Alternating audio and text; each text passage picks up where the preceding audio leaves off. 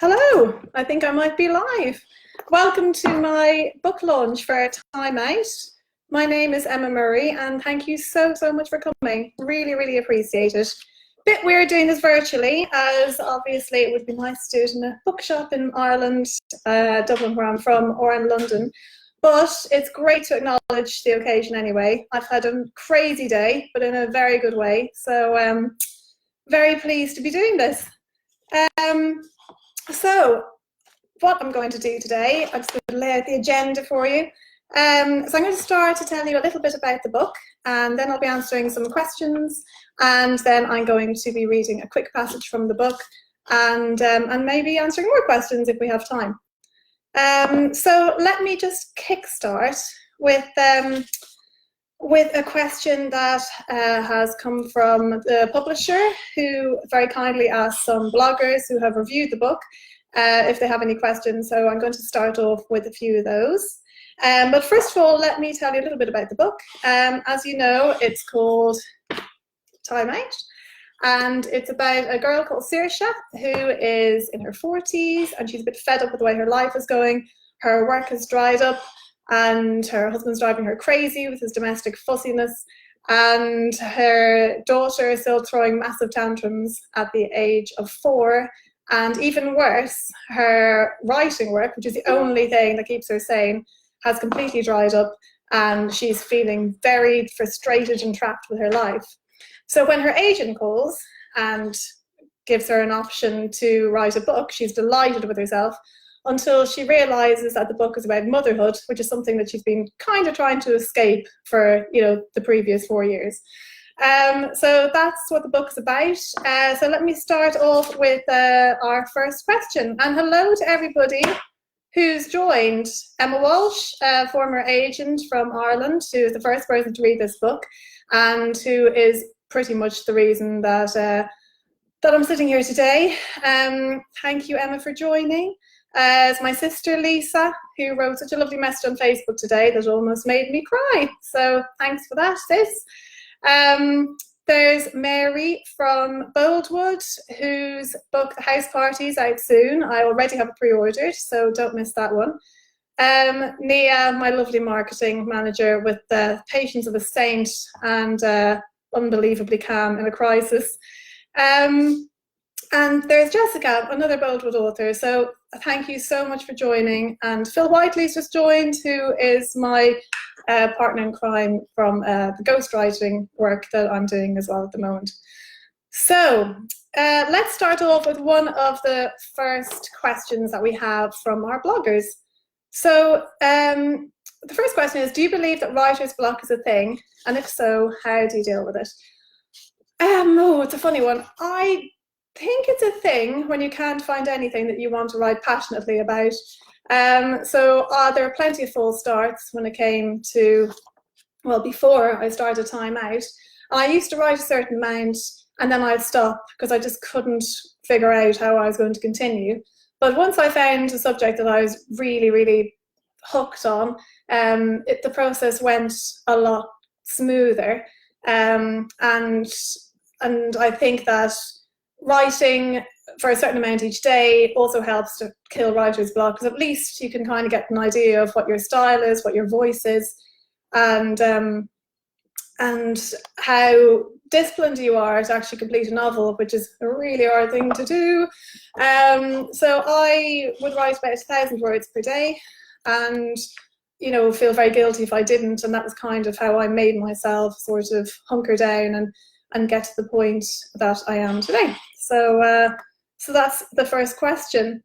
So just seeing who else is joining. Becky, hi Becky. Faye Keenan, who lovely Twitter message from Faye today. I think you're all conspiring to make me cry, but thank you so much. And my agent, B. Corlett, has also joined. So again, instrumental as to why I'm here. So thank you, B. Never thought we'd get here, but we did. Rebecca, one of my nursery mums, who's acknowledged, the whole crew is acknowledged in the back of the book, so you have to finish it first, don't go straight to the end. Lots of support in the early years. And let's go on to the second question. So do you believe that, oh no, that's the first question. Did you put any of your own characteristics into Saoirse's character? Now, this is the one I was most afraid of because I knew that people would draw conclusions. Let me think. Well, Saoirse is Irish. She's in her 40s. She lives in London. She has a family. So, you know, the odd similarity, I would say. But I think the difference between myself and Saoirse, although we both struggled with early motherhood in the newborn stage, I think that she is probably a bit more confrontational than I am. I like to internalize things and then take them home and then vent about them rather than actually, you know, having a big confrontation with people that bother me. So we're probably slightly different in that way. But apart from that, we both struggled with early motherhood and the frustrations of it, sleep deprivation, you know, things that are common to all of us really, going through the same thing. Who else joined? Okay, I think I've covered everyone. Oh no, hang on, I have to scroll down. Okay, Niamh Moore, hi Niamh, one of our friends from Ireland. Thank you so much for coming. And Rhaenyra, oh, hi Rhaenyra, another nursery mum who's been brilliant over the last few years. Right, next question is, what gave you the inspiration to write Time Out?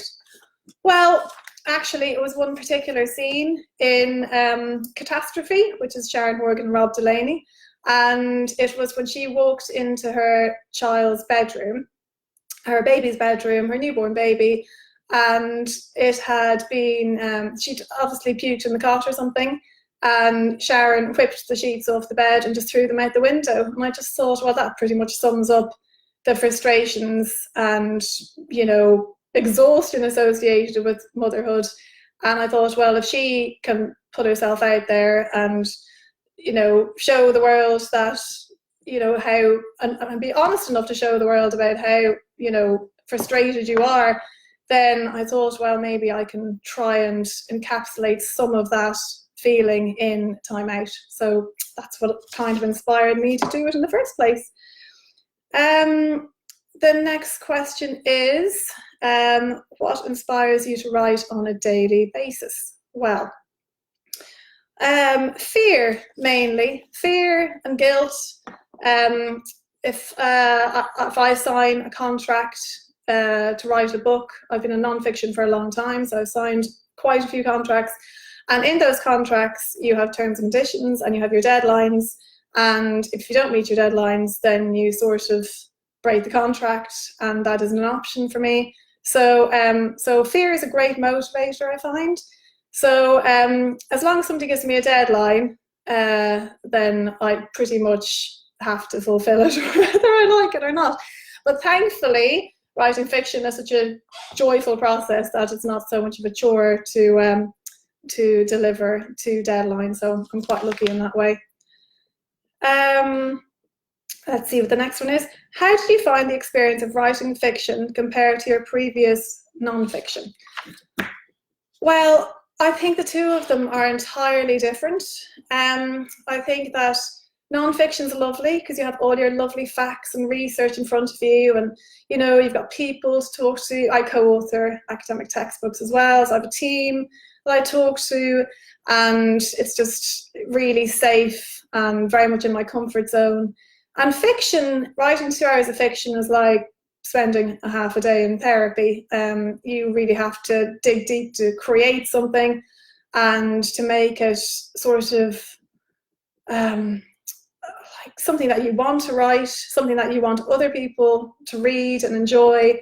So it takes a huge amount of work. So it's quite nice having a bit of a break between books to recover from the process. Okay, what's the next one? Is Time Out the beginning of a series? Yes, it is. It is the beginning of it's the first book in a 3-book series. So book 2 will be out in 2021. And that's all in the process at the moment. And then book 3 will be out potentially the year after that. And so we will be seeing more from Saoirse and her family and all the main characters, her best friends, being Jen and her daughter Anna and her husband David, will all be there too. And the next one is, what do you hope readers will take from the novel? What message do you want to get across? Well, I hope everyone has a good laugh, obviously, but on a more serious note, I hope that there are people out there that don't feel that they're alone in thinking that they're the only ones who are feeling this way, especially after the babies come along. I think a lot of people hide it, or they're a bit too scared to admit if they're struggling. And I hope that new mums and people who've been through it will realise that, you know, there's no magic code to crack. We're all as clueless as each other when it comes to having babies and early motherhood. And actually the whole of motherhood is just a wash as far as I'm concerned. Okay, do you have any tips for budding writers? Yeah, I mean, don't do it, I'm joking. No, writing is all about practice and discipline, and it sounds so boring, but that's really what it is. So it's just writing as often as you can, even if it's just a couple of hundred words here and there. As I said, my personal goal is writing 1,000 words a day, no matter come hell or high water, you know, otherwise I'll feel really guilty about it. Again, guilt comes into it. I just think that's all it is: practice, discipline, and an idea that you're passionate about, and just keep working at it and working at it, and somebody with a good eye will pick it up and take it to the next level. Now the next one, so they're all finished flying through these. So if you've any to put on the live chat, then you know, go ahead. It's a major hint there. Oh no, Emma Walsh, you beauty. Okay. How have you found the publishing process? Harder and longer than you thought? Less champagne and balloons, more hard work. Can you give us an insight into what it's been like? Well, it's funny because I've been through the publishing process so many times before. Because I've been a non-fiction writer for about 13 years. So, that's a difficult one. I don't know if it's my particular publishers, but my big thing is people being reliable and responsive to emails, because I'm a bit of a time freak. So I have to say, with Boldwood and Sarah Rutherden, my editor, and Nia and Amanda and everyone at the team at Boldwood, they have just been on it from day one. And that really gives you a lot of reassurance as an author, because not many publishers are like that. You're kind of kept waiting around for a long time, or you don't really know where you stand. Whereas I have to say the Boldwood team has been really, really hands-on. So I'm quite lucky from that perspective. But I know a lot of other publishers aren't the same. So yeah, that's one to watch out for as well. Oh, Rebecca, is it a book about friendship and motherhood, or both? It's about both. So it's about being a mum, but also about how important your friendships are to you. I think certainly female friendships, other mums who are in the same boat and going through the same thing as you, if you can find that group, like I have, to have a really honest conversation with, and not being judged, even when you're just venting about how much you want to just murder everyone around you, that you're just letting off steam, and not sort of being, you know, serious, that you just kind of want to have a bit of a rant now and then over a bottle of wine, then I think those friendships are so important, because you know, you've got friends for all sorts of reasons, but the friends that you make as a mum are the ones that you'll have forever, and I think they're very worth holding on to. So Anna Bramston, at what age did you start writing books? Sorry, Miss. Okay, that's fine. Did I start writing books? I started to want to write books when I think I was about 7 or 8 when I decided I want to be a writer. Took the circuitous route, clearly. Phone's got a mantle here. I'm turning it around. But I started writing properly when I turned 30, kind of gave me the wake-up call that I needed just to get cracking. I started ghostwriting, then I had a couple of my own books under my own name, and then I started to co-author academic textbooks. So I do a little bit of everything, actually. So I did everything but fiction until now. So it's nice to tick the final box, because fiction, of course, was always the dream. Let's see. Oh, Mia. Okay, Mia says, who would your dream cast be for the TV adaptation of Time Out? Oh, I can only really think of one answer being put on the spot. I can think of, I would like an Irish person to play the part of Saoirse. I think it would be wonderful to have a comic actor.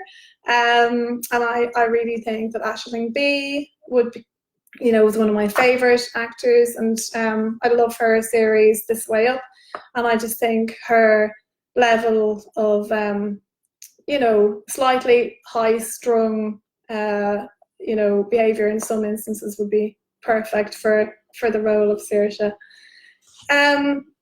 So I'm just going to take a quick break from the questions to read you a little bit of Time Out. And this is where Saoirse is waiting for a call from her agent with exciting news about the book. She has no idea the subject is motherhood yet, of course. So this is just a little bit about her waiting for the call and her getting a bit bored. So she logs into the local Facebook mums group to see if there's any gossip. So let's start. And the agent's name is Harriet, by the way. While I'm waiting for Harry to figure out what time zone I'm in, I swivel back to the screen and log into Facebook to check out Vale Mums for the latest news. Much as I loathe the futile commentary, and no offence intended, grinning emojis, like reality TV, I find Vale Mums appalling and fascinating in equal measure. As I'm scrolling down to see if there have been any juicier entries, I see Rosalind's name pop up. I've never met Rosalind, but I'm willing to bet I know more about her than close members of her own family. Rosalind is a frequent visitor to Vale Mums and seems to treat it as a sort of oracle. Today, Rosalind's burning question is what to make her very fussy 2-year-old Jacob for breakfast. I suck my breath in through my teeth and shake my head in despair. Oh, Rosalind, poor and naive Rosalind. Never post a food question on Vale Mums. You're leaving yourself wide open to all sorts of self-righteous comments from the Organics, a disturbingly large subset of Vale Mums led by Tanya Henderson. To qualify as an organic, you must feed your children only top-of-the-range organic food, preferably grown in your back garden. The more worms and muck, the better, in order for your children to grow up happy, healthy, and savvy enough to attract a partner with a trust fund. It goes without saying that being an organic automatically makes you a better mum. And so it is with no small measure of trepidation that I start to read the comments under Rosalind's breakfast plea post. First to reply is Tanya. Shocker. Hi Rosalind, why not make Jacob some organic porridge mashed with organic strawberries and blueberries? If the crop in your garden isn't doing well, there's great fruit picking at Johnson's farm in Surrey at the moment. I sigh. This is vintage Tanya. Like the other 800 people in Vale Mums, she knows full well that Rosalind has no childcare, an absent husband, and has barely slept in 6 years. Does Rosalind sound like the type of person who has the time to be cooking porridge or driving to Surrey to pick fresh fruit, let alone grow fruit in her own garden? But wait, another comment has flashed up. It's Caroline, another member of the Organics crew. Excellent suggestion, Tanya. My little one also loves porridge with freshly picked fruit, but how about giving him some yogurt too? Although I find Caroline's allegiance to Tanya vomit-inducing, I can't totally fault her response. Yogurt is a handy stopgap. At least Rosalind can buy Jacob a few cartons of yogurt from the shops, but I've given her too much credit. Another comment from Caroline flashes up. Whoops! Just reread my last post and realised that I meant to say homemade yogurt. Steer clear of the shop-bought variety, obviously. Too much sugar. She signs off with a smiley emoji. My fingers itch to respond. I rarely partake in this futile mum-off, but I'm too fired up to sit back and watch. I quickly write a response and post it before I can change my mind. I keep it simple. It's only one word. Cheerios. There will be reprisals. So, another plug there. So that's a short passage from the book, and let me just see if there's any more questions. So let me have a look. I love these comments. You're so lovely for showing up.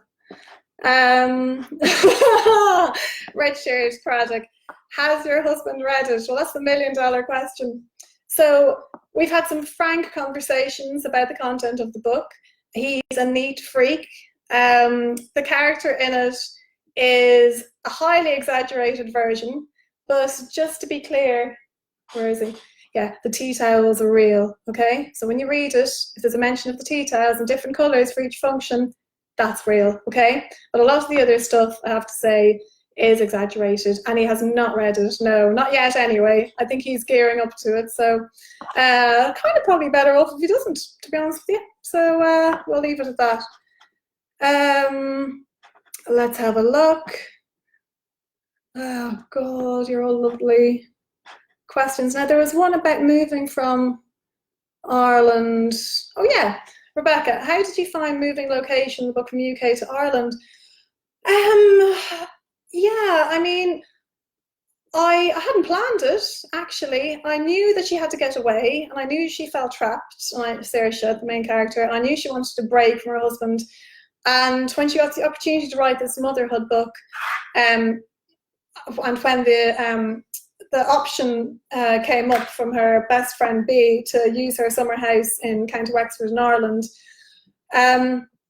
I think that's where I decided that it would be a good place to locate it, and also because I am Irish and I'm from Ireland, and I love playing kind of the different cultural references between the two countries, and also when you're coming back after so many years, and people thinking you lost your accent, which I've been told I haven't, thank God. But there can be a bit of that, and I just really wanted to capture the kind of cultural nuances from both countries. So it was a lot of fun to write. Okay, now let me go on. Oh, my sister. Okay, what authors do you admire the most, Irish or otherwise? I admire anybody who is, well, I read everything, non-fiction, fiction, anything I get my hands on, but the ones that I would gravitate more to are Marion Keyes, obviously, the hero of everybody. So she's just brilliant. She's brilliant on Twitter, she's brilliant in her novels, and she's a big hero of mine. I really admire screenwriters as well, like Sharon Horgan, obviously, Aisling Bea. From the lads, I love Paul Howard. His Ross and Carol Kelly satirical, series of novels are just so spot on.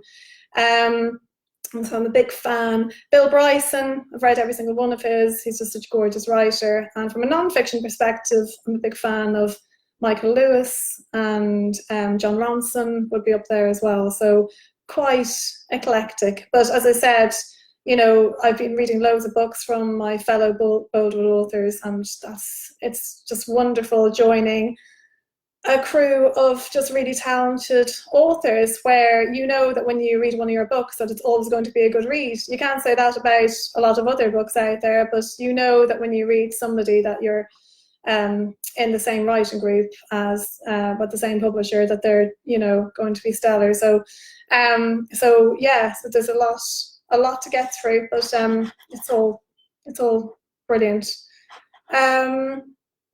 So let me see. So Kirsten, is there a reference to spending your honeymoon with? I thought that was a serious question. You're hilarious. Is there a reference to spending your honeymoon with another couple in the book? Kirsten is referring, of course, to my disastrous honeymoon, where we ended up spending the last couple of days with Kirsten and her husband Richard in Tuscany, where we drove spontaneously because we had such a bad run of accommodation. We were driving around France, and we were knackered from the wedding, and it really should have been one of those weeks where you just lay on the beach and did absolutely nothing. But that didn't happen for us. We just caned it, and we were knackered and cross, and just ending up in these awful kind of supposedly like fancy B&Bs, and they were just rubbish. And I think I texted Kirsten to complain about it, and she checked for a room, and it was the best 2 days of my life. So thank you for saving our honeymoon, Kirsten. And actually, well timed, because our anniversary is coming up in a few days. So who else do I have? do you do a lot of, so Becky Bond, do you do a lot of rewriting? How many drafts of each book, and how long does the process take once you began? Well, Becky, to put it in perspective, I started writing this in 2017, and you know, I wasn't kind of going to read it again, but I kind of had to read through it because I'd sort of forgotten a lot of it because I wrote it so long ago, and because I've written the second one since, so I didn't want to get mixed up. Anyway, so I read it, and I can't believe how much swearing there's. I mean, I'm very sweary, as a lot of my friends are going to attest, but I actually didn't realise how sweary I was until I read this book, and I thought I must have been really angry in 2017. So that'll give you an idea of how things were. But so I started writing in 2017, and then I kind of took me ages to work up the courage to send it off to, you know, agents, and then I had rejections, the usual. And then B, my agent, the Correlate agency, took it on, and she fired it off to some publishers, and thankfully Boldwood picked it up.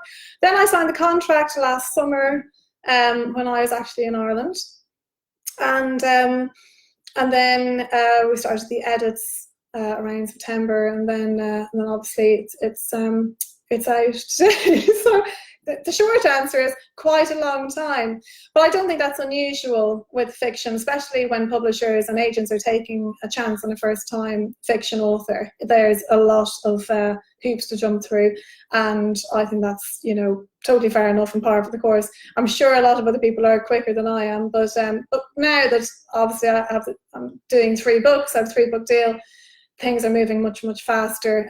As I said, the second one will be on the horizon soon enough. So yeah, so lots to do in the next few years. Thank you for your question. Okay, Nia, are there any other genres that you would consider writing in? I haven't really thought that far ahead, Nia. I'm just trying to complete the 3 books that I signed up to. I don't think so. I mean, maybe romance, or maybe something a little softer, maybe. I'm maybe writing the 3rd person, but I haven't given it much thought. But I don't think I'd be very good at crime. I did think at one stage, what I always wanted to do is write something really serious and moody. You know, like The Secret History by Donna Tartt, which is a cliche because it's one of my favourite books, and everyone says that. And I thought, oh, this would be great now if I could just capture her moodiness and, you know, and beautiful imagery and stunning characterization. And then I tried to do it, and then I realized I was just kind of making fun of myself in it. And I thought, well, clearly this isn't the way to go. So I ended up not doing that and kind of sticking more to the comic fiction side of things, which at the moment suits me, but you know, it would be nice to explore other genres in the future. Oh, thank you, Jessica. Thank you for checking in. Oh, Robert. My cousin Robert.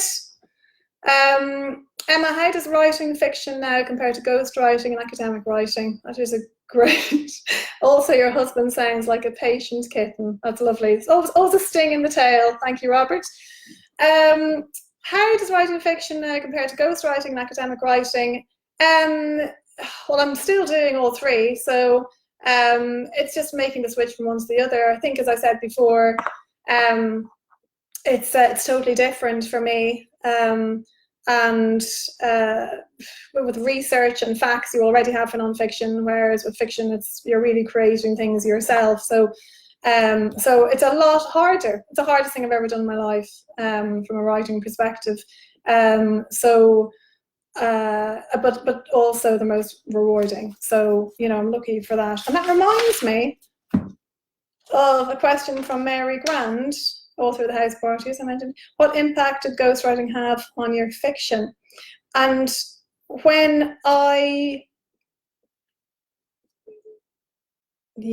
okay, sorry, I just thought I might have left one out there.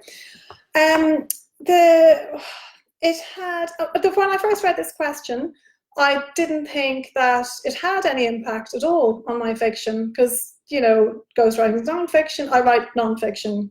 I don't ghostwrite fiction. But actually, the more I thought about it, I suppose it does in a way, because you're meeting different people, lots of different perspectives, and different mannerisms and different characteristics. And I think you probably do absorb that a little bit, and it probably does come into your own characterization when you're creating it for fiction. So I do think that has a bit of an influence.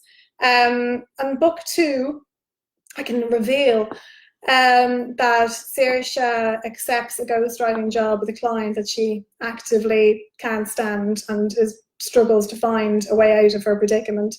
And I think that that the ghostwriting influence definitely comes into the second one, all right.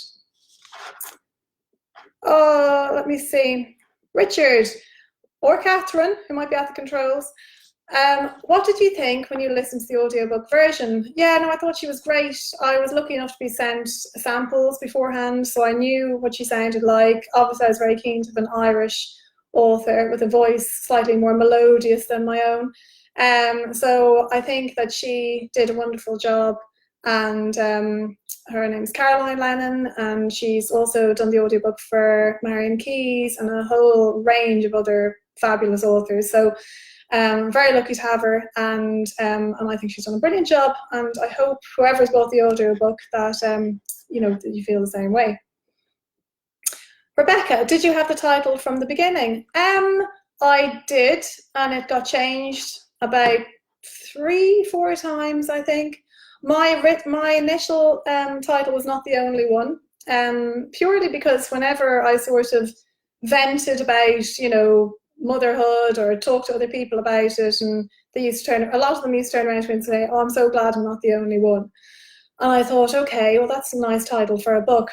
But the more we kind of got into it and the more went through the editing process, we came up with a couple more titles and nothing really fit. And then it was Sarah, my editor, that suggested Time Out, and it was catchy. Everyone understood what it meant immediately, and it's a good hashtag. So we're all very happy with it. Thank you for that question. Okay, scrolling down. Okay.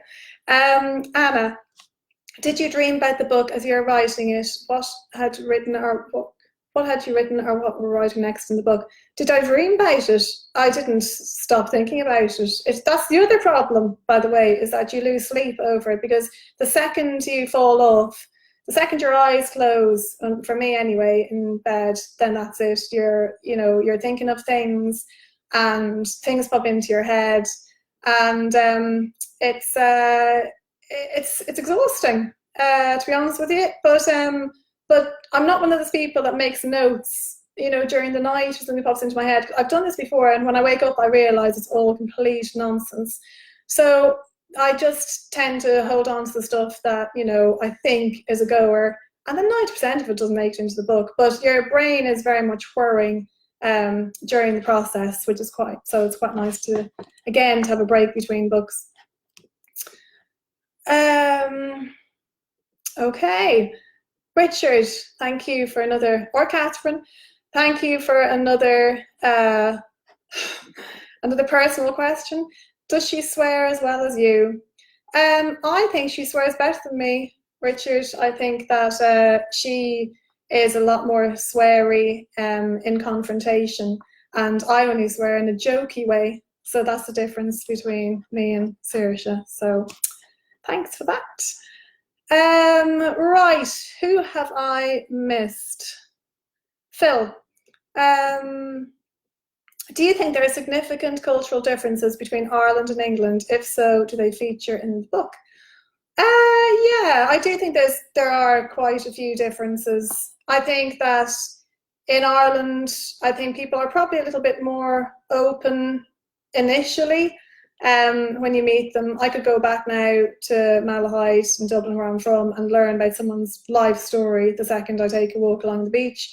Whereas I think in the UK, I think people are a little bit more reserved at first, and then once you kind of crack that shell open, then everything comes spilling out. So I think like the initial meet and greet is, I think, is different, yeah, across cultures, that's for sure. Let's see.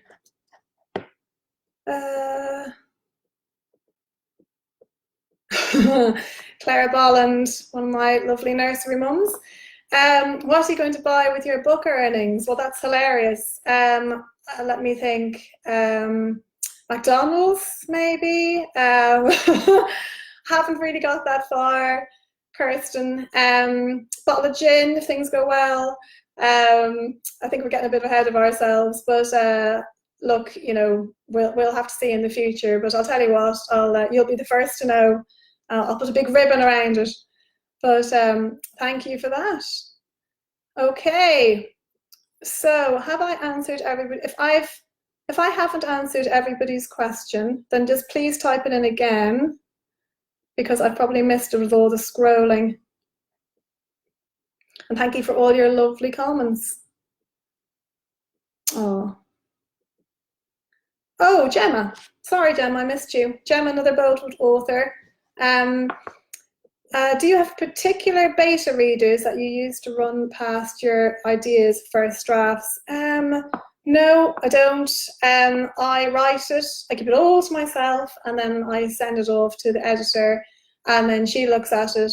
I certainly have done for book 2. For book 1, Emma Walsh was one of the first people to read it. She was on this live feed. It was brilliant.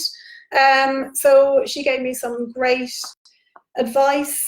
I also showed it the first half of it to someone else, and they told me to get rid of the first 10,000 words, which I did because it was just dragging, and you know, it was really, you know, laborious to read in the first instance. So that was a brilliant piece of advice. But I don't have regular people that I show it to.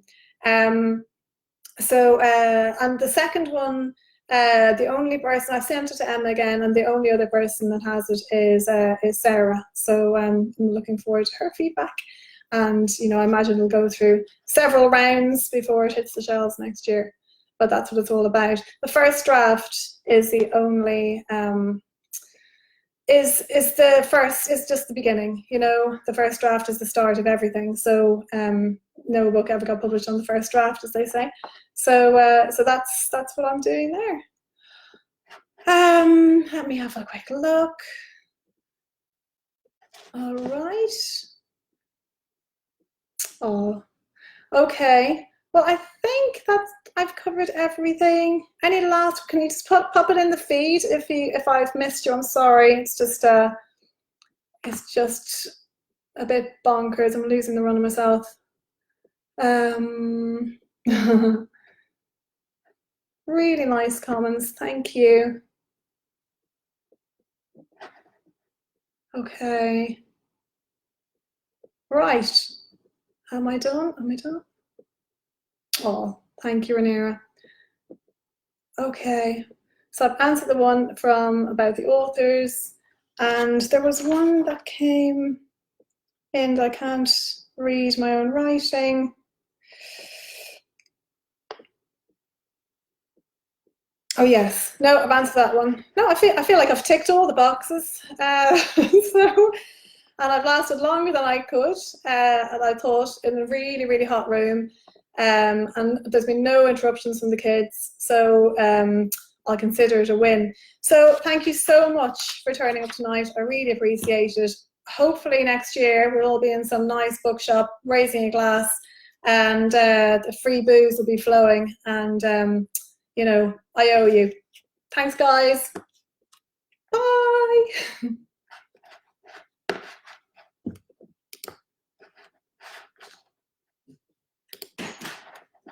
Yeah, you're done. How'd it go? Thank you, Ava. Say hi to the world. Oh, Bye.